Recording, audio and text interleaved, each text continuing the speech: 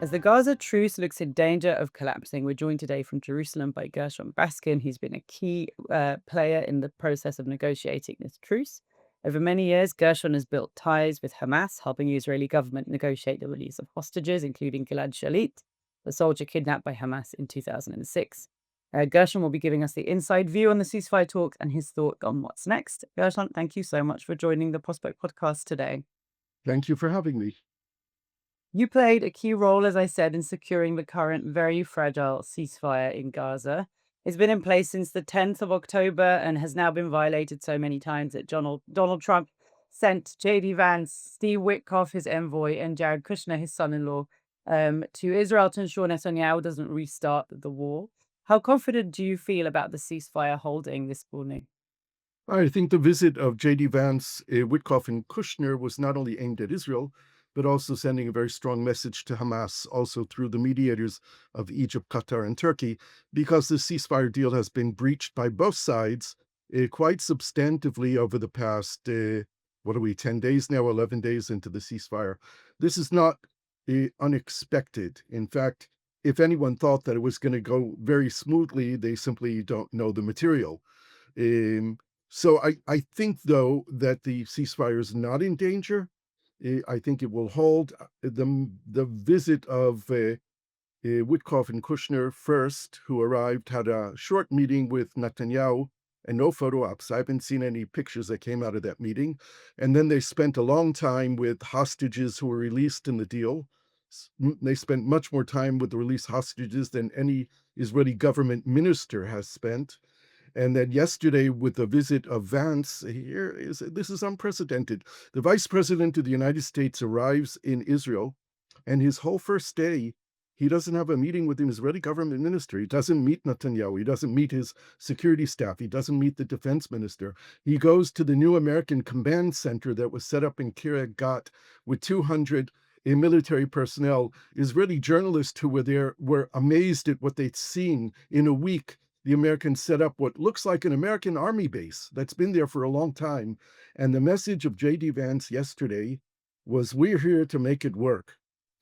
This was clearly an American message to the region, to the world, and first and foremost to Netanyahu, that we, the United States of Donald Trump, are in charge now. You're not making decisions that are going to derail this. We're going to move forward with phase one. We're moving into phase two already.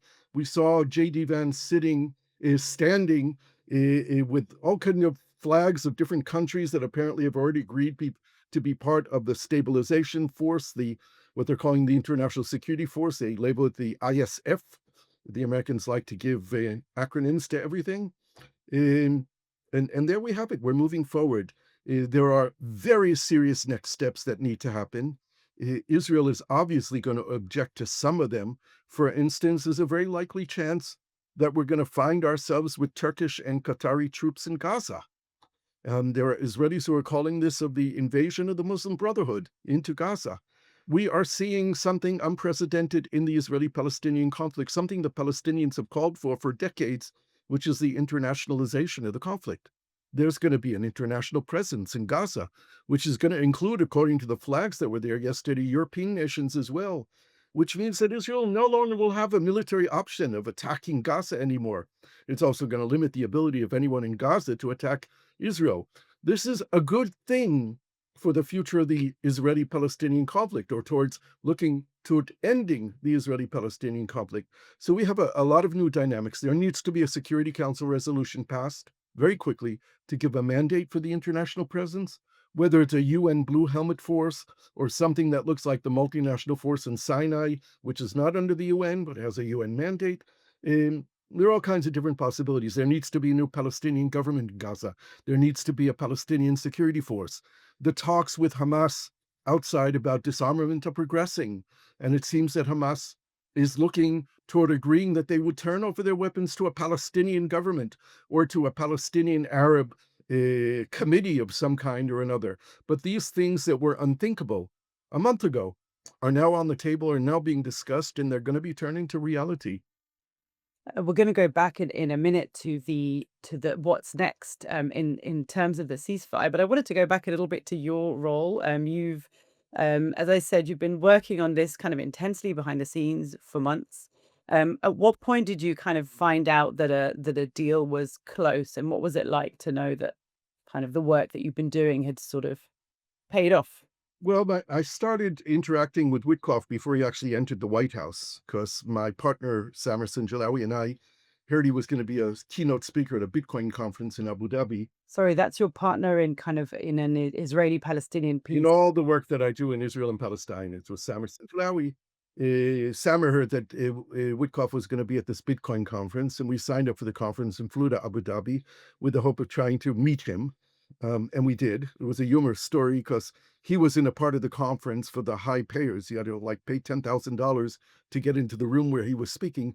But we saw him get up and go to the bathroom, and we followed him. And as he got out of the men's room, we captured him. But that was the first interaction. For over months, I was sending him materials, ideas, proposals, So things that I had just done to in the past. clarify quickly, Gershon, also you and Sama did this sort of off your own bat, off the like initiative. Nobody sent you, nobody paid That's for right. you. You We just we don't work for anyone. We don't.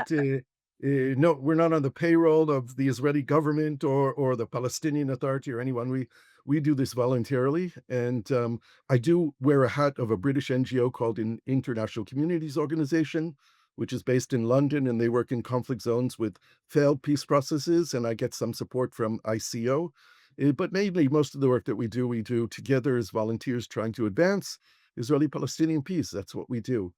So anyway, about 2 months ago, the relationship with Witkoff became much more two-directional, and the communication was two-directional. And he really wanted me to reinforce messages that the United States was sending to Hamas through the Qataris and through the Egyptians, mainly through the Qataris, about the importance of understanding that President Trump wanted to end the war.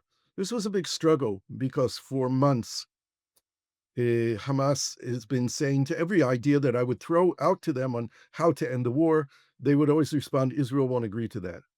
And I kept trying to tell them that Israel won't agree to anything. You need to imagine that you're sitting in a room with Donald Trump, and if you convince Trump, Trump will end the war in Gaza. This is what I was telling you. And it took them a long time to understand that. But when the relationship with Witkoff became much stronger and daily, in fact, phone calls and WhatsApp messages, and I was copying and pasting in two directions to Hamas from Witkoff. And well, I wasn't allowed to say Witkoff's name. Witkoff told me early on, if I see my name coming up in an Israeli intelligence report, that you're talking to Hamas on my behalf, we're finished. So I always talked about the Americans or the man in Washington, or we had code names that we used for him. I wonder if at this point, Gershon, we should also just pause a second for listeners because you're mentioning you passing on messages to Hamas, and for many people listening, they might think, "Hang on a second, why is this? Why is this Israeli man passing messages to Hamas?" I was going to ask you. I think it might be worth just quickly explaining. You've obviously had these ties to Hamas for a long time. You'd negotiated the release of Gilad Shalit. You've been in touch with Hamas for years. So just to mention that, we'll come back later to asking you how those ties came about. So Okay, just to sure. clarify for listeners that there's a reason that you're in touch with Hamas in the first place. Right. And I've been in touch with Hamas for 18 years now. I think that I can easily say I'm the Israeli who has talked to Hamas, met with Hamas, communicated with Hamas more than any other Israeli alive, with the exception perhaps of Israeli prison guards. Thank you for that. And we'll go back a little bit to the genesis of those ties, but if you just want to go back to Witkoff, just thought I'd explain it in case people were wondering as they listen. Look, it became very clear that Witkoff wanted to move forward with a written agreement. And the modalities of doing that were very clear. Everything official had to go through the Qataris. Hamas and I could work out agreements, and we can pass ideas back and forth. And in the beginning of September, we were actually working on a document that we arrived to an agreement to. And it went through Witkoff, and Witkoff made changes in the documents, and we got an okay from the Hamas leadership. And it was called the 8-point document. Those 8 points are incorporated within the Trump 20-point plan. But what happened was that Witkoff told me that he would be delivering the 8-point document to the Qataris to give to Hamas. And Hamas went for a meeting with the Qataris, and they were given a different document. They were given a 5-point document, and they looked at the 5-point document, and it looked like the 5 demands of Netanyahu to end the war. And they said, this is Netanyahu's paper. Where's the 8-point plan? And the Qataris told them, the 8-point plan, we have it. It's here. These are American ideas, but we want you to agree to the 5-point plan. And Hamas came back to me and said, what's going on here? We agreed on this 8-point plan. Where is it? I contacted Witkoff immediately and said, they have two different documents. Witkoff was actually sitting next to the president at the tennis tournament, the US Open. I saw him on CNN. He's WhatsApping me while he's sitting next to the president. Witkoff tells me to tell Hamas to agree to the 8 points, and I'll bring the Israelis. I sent this message to Hamas. Hamas wanted clarification. They went back to the Qataris, and the Qataris told them 5 points, the 5-point document. This was a crisis because here we agreed on something. Witkoff agreed to it, and the Qataris were giving them something else. And I was telling Witkoff that we need something more direct. Witkoff then proposed that we arrange a meeting in Istanbul. That he got a green light from the president to meet directly with the Hamas negotiators, and we would clarify it. That didn't happen. Hamas didn't say yes to a meeting. They didn't know what to do. They were confused about the documents. They couldn't get a straight answer from the Qataris. On Why the why were there 2 documents? Where did the 5-point I document don't know what happened and why there were two documents and what was going on behind the scenes. Maybe the strategy or the negotiation tactic of Witkoff was to get Hamas to agree to the 5 points and get Israel to agree to the 8 points. I don't know what was going on, but it was confusing and it was a mess. On the evening, the night of September 8th, Witkoff called me and said, the Qataris are now sitting with the Hamas delegation. They just received the final version of the document, and we need them to decide. We need them to do it quickly. That was like at 10:20 at night. The next day, the Hamas delegation was meeting in the home of Khalil Chaya when the Israelis tried to kill them. That was definitely a breaking point.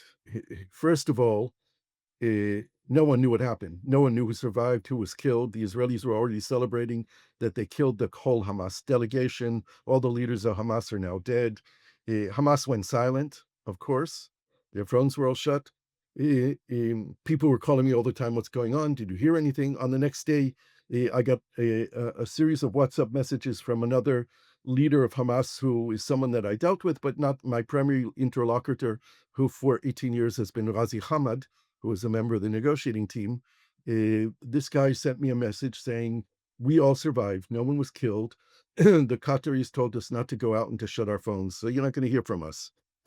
I asked him to send messages that the Americans say they had nothing to do with it.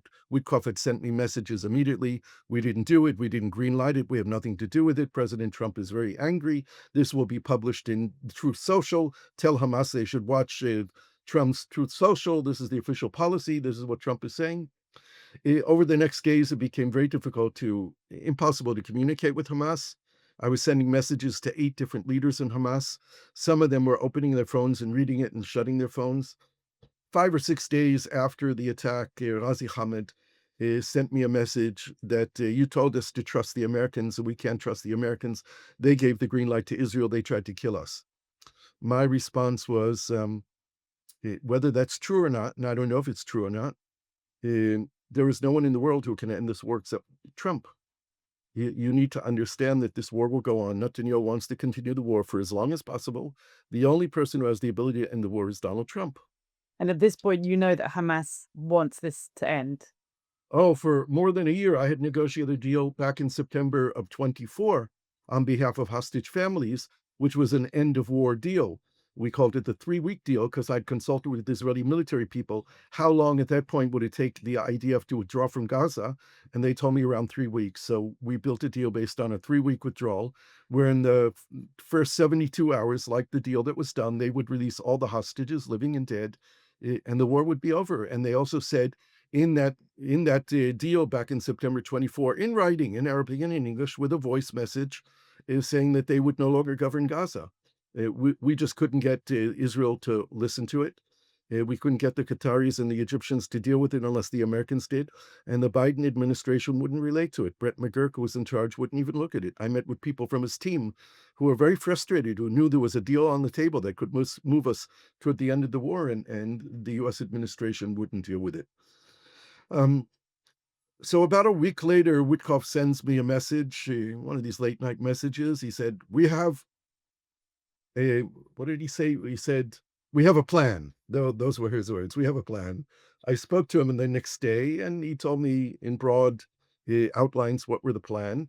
The plan was that Trump was going to publish his 21 points. At that point, it's now 20 points. Of the 21 points, it would be going on Truth Social. He was getting the support of the Arab countries and others, Indonesia and other countries, Turkey behind it, and we need Trump. We need Hamas to agree to it. But before Hamas agreed to it, after the UN General Assembly, where Netanyahu spoke to an empty room, Trump ordered Netanyahu to come to the Oval Office, and on camera, Trump humiliated Netanyahu, handing him a phone, making him call the Prime Minister of Qatar and apologizing him. Trump scripted it, told Netanyahu everything that he had to say. Of course, Netanyahu didn't want to do that, but he did. And then when everyone left the war, Trump told Netanyahu, "The war is over. We're going to bring all the hostages home, and you're going to agree to this." And that's what happened.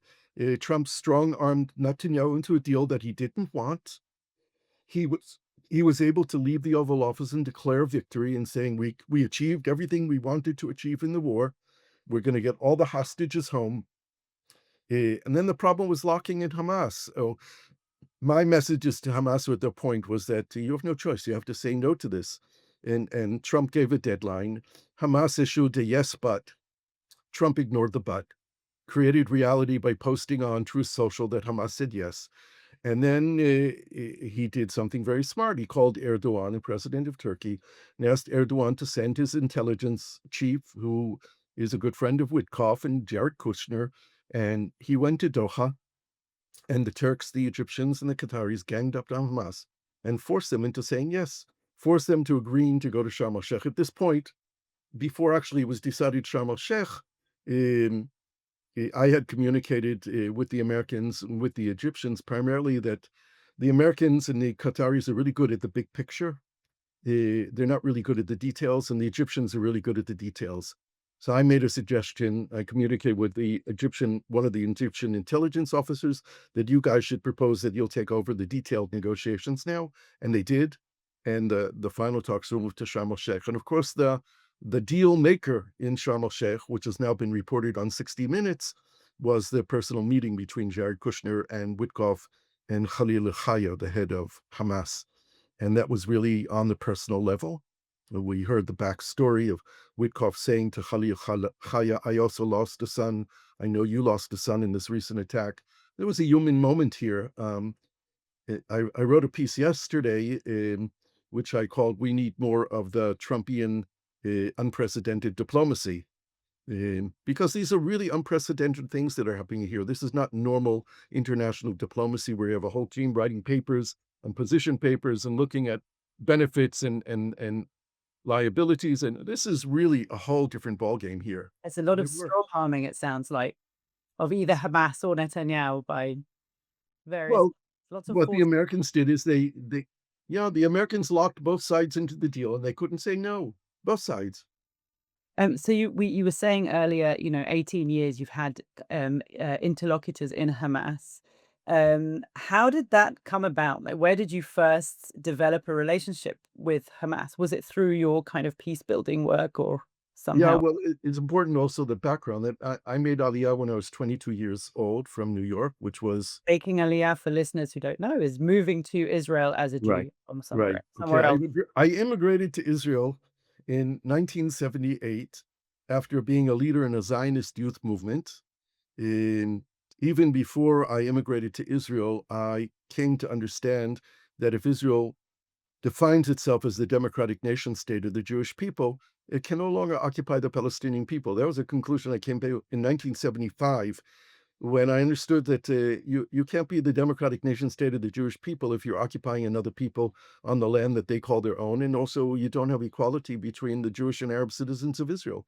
So I had decided even before I moved to Israel that my life was going to be devoted to working on relations between the Jewish and Palestinian Arab citizens of Israel and working between Israel and Palestinians and Israel and its Arab neighbors. And that's what I've been doing.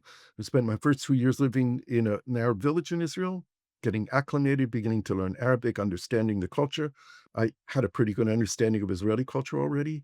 And then I became the first civil servant in Israel, working on the issue of Jewish-Arab relations. And I worked in the Ministry of Education, worked on with others, a created Department for Education for Coexistence and Democracy, which no longer exists.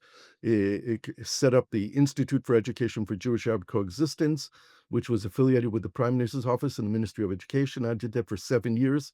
At the breakout of the first Intifada in the end of 1987, I created a joint Israeli-Palestinian public think tank and do tank called IPCRI, the Israel-Palestine Center for Research and Information, which I co-directed with a Palestinian partner for 24 years, during which time we organized, facilitated, worked with more than 2,000 working groups of Israeli and Palestinian professionals on every issue concerning the relationship between Israel and Palestine, from security to borders to Jerusalem, refugees, economics, everything. During the more than 2 decades that I was doing that work, I never met with someone from Hamas. But I was at a World Bank conference in Cairo on Mediterranean development, and I was the only Israeli there. And I was approached by a professor of economics in Gaza, who's someone I know, a friend of mine, who was with someone else and said, Gershon, I want you to meet Professor Mohammed Migdad. He's from the Islamic University of Gaza. He's a member of Hamas, and he came from Gaza because he heard there might be some Israelis here. He never met an Israeli before. I never met anyone from Hamas. We spent about 6 hours talking over the next 2 days, agreeing on almost nothing. But I proposed to him before we left Cairo that we create a dialogue group between Hamas academics and Israelis, and he agreed. I found 4 countries that were willing to sponsor us. In the end, it never happened because the Hamas leadership vetoed it. But in the process of trying to make it happen, I went to Gaza. I was at the Islamic University. I met with him and his colleagues. He and I went to the Prime Minister's office and spent 2 hours with one of the advisors to the Prime Minister of Hamas, Ahmed Youssef, who at the end of our 2 hour meeting said he would join the group. Nonetheless, it didn't happen, but a relationship developed. I invited the professor to a meeting I organized in Istanbul between Israelis and Palestinians. I don't remember what issue we were dealing with. It doesn't matter. He came. It was the first time he ever participated in a meeting like that. It was the first time anyone from Hamas ever participated in a meeting with a whole group of Israelis and Palestinians. In June 26th, I think it was, Hamas attacked an army base inside of Israel along the Gaza Strip. They killed 2 Israeli soldiers. They abducted Gilad Shalit. And a week later, the professor calls me and says, Gershon, we have to do something. I said, what can we do? He said, let's try and open up a channel of communication. And that's when it started. The Hamas Prime Minister's office called me twice. The second call was from a man named Ghazi Hamid, who was then the spokesperson of the government and advisor to Hania, the prime minister. And later in the day, a phone conversation took place between Gilad Shalit's father, Noam, and this leader from Hamas. The next day, the Shalit family came to Jerusalem, and I met them, and that was it. I was in. I should also note that several months before, Hamas had kidnapped and killed one of my wife's cousins. And when the family had asked me to help find him when he disappeared, he didn't come home for work. I tried and I failed. And at his funeral in Jerusalem, standing over his grave, I swore to myself that if ever again anyone approaches me to help save a human life, I would do everything humanly possible. And that's been with me for 18 years. So that was all going all the way back to 2006, 2005. And now you've kind of, you work behind the scenes for this agreement, which is now arguably, I mean, there have been a lot of violations and people have still been dying every day. Palestinians have been killed in Gaza. Hamas has been killing people in Gaza as well, alleged collaborators. But you've arguably saved a lot of lives with this deal. One of the things that I should note, Delano, though, that all the credit goes to President Trump, first of all, yes. and to Steve Witkoff and to Jared Kushner. I helped, I facilitated, I passed on messages, but this deal is because of Donald Trump and his team. And so I wanted to ask you, one of the stories that, of course, we're very interested here in Britain is the involvement of Tony Blair and Jonathan Powell in this deal. That's a sort of big story here. And of course, there were lots of stories over the recent months about Tony Blair potentially being part of this board of peace that Trump was going to set up to get money into Gaza and sort of help to somehow help the technocratic sort of governance of Gaza in some way. Yeah. Can you tell me a little bit about what do you know about their involvement? Tony Blair inputting into that final 20-point plan in the end? Was he part of that process? How did it work? I'm not privy to the conversation between Tony Blair and Steve Witkoff or President Trump. I have been in communication with Tony Blair over the last weeks, maybe a month or so. I was consulting with him because when everything seemed stuck, I drafted some documents, and yeah, I sent them to Mr. Blair to get his input on them, and he made a couple of very constructive comments. When I told Witkoff that I was communicating with Blair, he didn't seem very happy about that, so I don't know. I continue to communicate with Tony Blair because I think that he will play a role. It's not going to be the role that everyone is accusing Trump and Blair of doing. I don't foresee, and I hope I'm correct, a neo-colonialist arrangement in Gaza where the Americans, the Brits, and others who are not Palestinians from Gaza are governing Gaza. Um, the way that Witkoff related to this international role of the United States and probably Tony Blair in it is kind of a receivership of a bankrupt company. In other words, they were going to deal a lot with the finances. First of all, raising the billions of dollars. The number the Americans put out now is, I think, $56 billion or something. I think it's underestimated about what the cost of rebuilding Gaza is going to be. Uh, and I think that Tony Blair and this border peace that Trump talked about is going to be some oversight mechanism engaged first and foremost with raising the billions of dollars, but also on how to spend it, making sure that it's going to the right places with the right priorities, that it's not being funneled off by all kinds of corrupt contractors and others. I am sure that there will be a lot of people who are close to this border peace who will profit from this. And that's okay because it's business. As long as it's not corrupt and as long as contracts are not being awarded on non-professional basis and as long as there are tenders and things like that that are being considered in the proper way, then that's fine. And I think Tony Blair, who has a problematic reputation in the United Kingdom, I think he wants to do good. I really think that his heart is in this. It's not for him a money-making deal, but really altruistic and for the benefit of the people of Palestine. I think his heart is in the right place, and we'll see. I don't know more than that.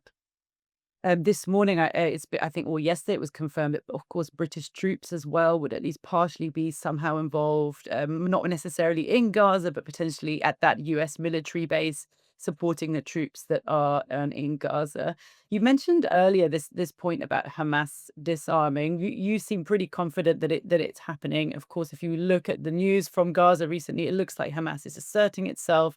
Like I said, executing Yeah, alleged I want to operators. be clear. It's not happening. It But that it has all to will happen. be happen. I, Yeah, I yeah, think that first of all, the issue is highly exaggerated. And on purpose, it's been highly exaggerated. There is no Hamas army anymore. They don't have battalions. They don't have commanders. They don't have a large amount of weapons. They don't have stockpiles of rockets. They really have been diminished and decimated. They have the ability to engage in guerrilla warfare and to kill Israeli soldiers if there's no ceasefire and the Israelis are there, but they really pose no threat to Israel anymore. And they wouldn't have posed a threat to Israel on October 7th if Israel had actually been there to defend its border. Let's put this in the right proportions. This is not the Russian army. If there had been 20, 25 tanks on the ground and 3 helicopters in the air on October 7th, it wouldn't have happened. It's not like Hamas overwhelmed Israel with their military might against Israel. Israel simply was not at the border. That's why it happened. That's how it happened. And there are lots of reasons for that, which we won't get into now. There are deep discussions going on within the Hamas movement now on its future. Some of the Arab countries are trying to push Hamas into the PLO, which means that they would have to accept the political line of the PLO, accept the Oslo agreements, understand that there is no armed struggle anymore. This, I think, is a lesson that all Palestinians need to have learned now after this horrible war in Gaza, where Gaza has been destroyed, is that they are never going to free Palestine or parts of Palestine by killing Israelis. It's a failed strategy, and has to be lesson number one for the Palestinian people. And the supporters of the Palestinian people. This slogan of "From the river to the sea, Palestine will be free" is a slogan that hurts Palestinian interest because it ignores the reality of Israel. And if there's one thing that Palestinians need to understand is the reality of Israel. Israel's not going away. 7 million Israeli Jews, 7 million Palestinian Arabs between the river and the sea. We need an accommodation which enables both people to live in freedom, in dignity, with self-determination, and with security. And Israel will never have security if Palestine doesn't have freedom. Palestine will never have freedom if Israel doesn't have security. That's the equation here. And Hamas needs to be part of that understanding. No one in the region today, including the Qataris, including the Turks, want to see Hamas in control of Gaza. I think this is important. We're seeing changes even in Al Jazeera Arabic, whose senior staff have been fired there. They're interviewing me on Al Jazeera in Arabic much more frequently. The tone has changed, and that's from the top of the Qatari leadership, from the Emir and the prime minister, right down to the network that they sponsor. So things are changing, and Hamas is going to have to adjust or disappear. I also think that there were Hamas commanders in Gaza who will take the option that's been offered to them to leave Gaza with their families. The Hamas leadership in Gaza, outside in Doha in the negotiations, did not veto it. They said it's a decision of every single person in Gaza to take that option or not. And I think there'll be people who will take it. These are people who never left Gaza before, who never knew anything except fighting in Hamas against Israel. And they have an option to have a life now outside of Gaza, with the promise of clemency or amnesty or whatever it's called. Not that I think that's particularly meaningful, because Israel could decide to go after them at any time, any place. But right now, the Americans have promised them that amnesty. What do you think is the biggest risk to the ceasefire at the moment? You said at the beginning that you're kind of confident in it. You're confident in the agreement. You think the Americans have done a lot, and there's lots and lots of partners in the region who are sort of like acting as sort of guarantors in some way.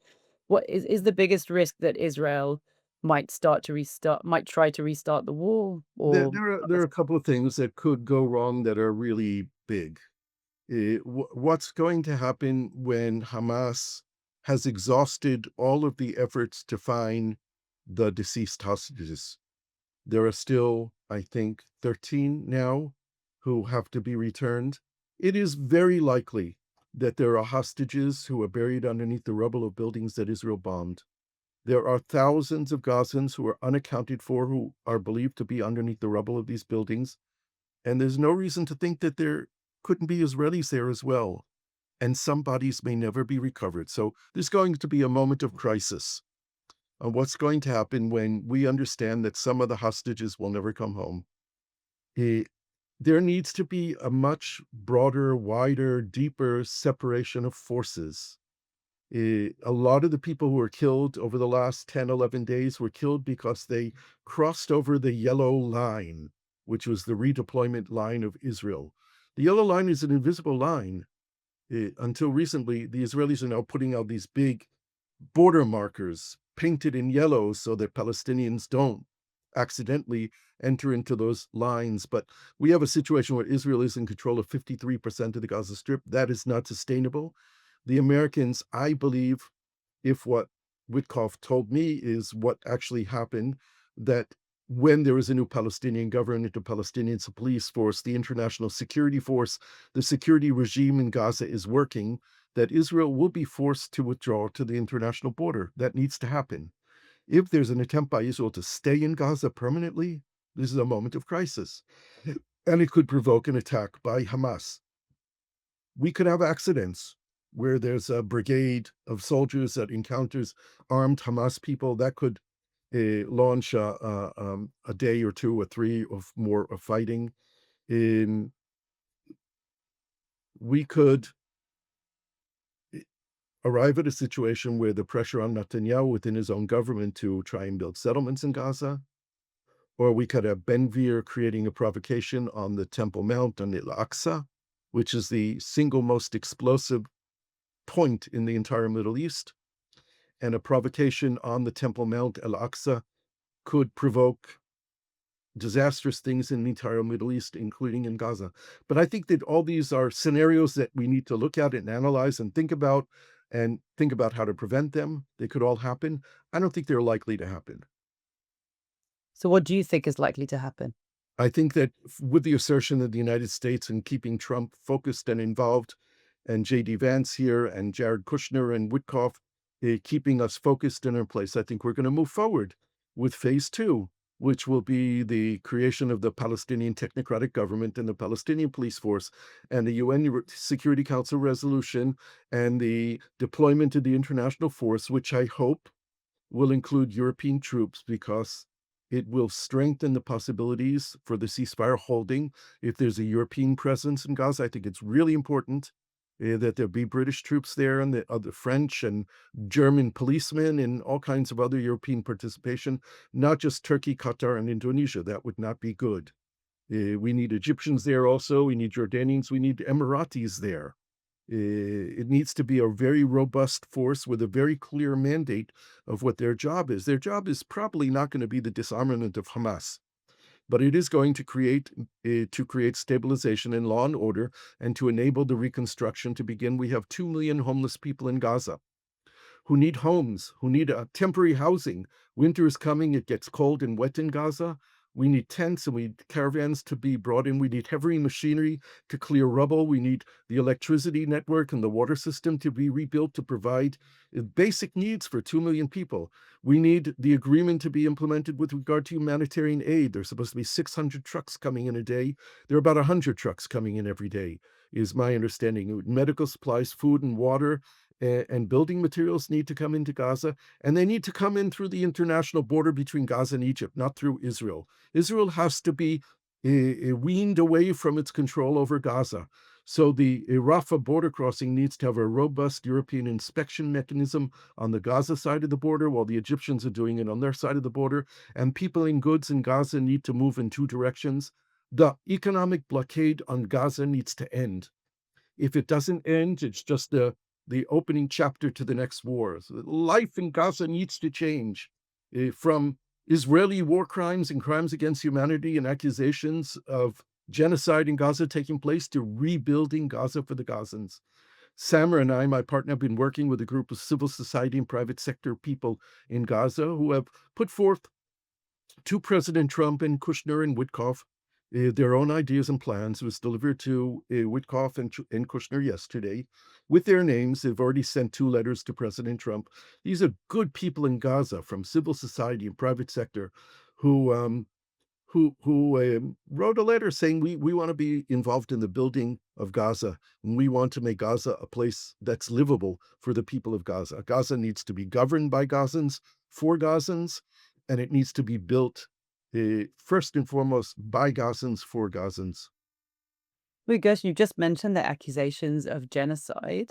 I wasn't gonna ask you about this particularly, but obviously there's lots and lots of discussion about whether or not what's happened in Gaza is a genocide. Lots of groups who say that it is. Are you saying that the kind of the focus on that is less helpful than the focus on rebuilding, or are you saying that you're not sure that that's what's happened? No, and I've said very clearly that what Israel did in Gaza is not the Holocaust. It's not what the Nazis did to the Jews, but there is a convention for the prevention of genocide, an international convention that I remind people that after World War II, many Jews were involved in writing it. There is a definition of genocide, and what Israel did in Gaza, according to the definition of the Convention for the Prevention of Genocide, is genocide. Israel made Gaza uninhabitable. Israel destroyed all the infrastructure, roads, water, electricity, sewage. It destroyed all the schools, all the universities, public buildings, mosques, and churches. 2 million people are homeless. It destroyed a civilization and made Gaza uninhabitable. And that is what the Convention for the Prevention of Genocide describes as genocide. It is not the Israeli notion of what we call in Hebrew, Retzach Am, the murdering of a people. Because a lot of Israelis and Jews and supporters of Israel will come back and say, okay, Israel killed 70,000 people, but there are still 2.2 million people in Gaza. It's not genocide. But that's not what genocide is defined as, and Israel did it. The very difficult problem that we have is there have to be consequences when countries do things. There has to be responsibility and there has to be accountability, and that will probably not happen. Although I expect that the International Criminal Court in The Hague will issue a lot more warrants for the arrest of Israeli leaders, commanders, army people.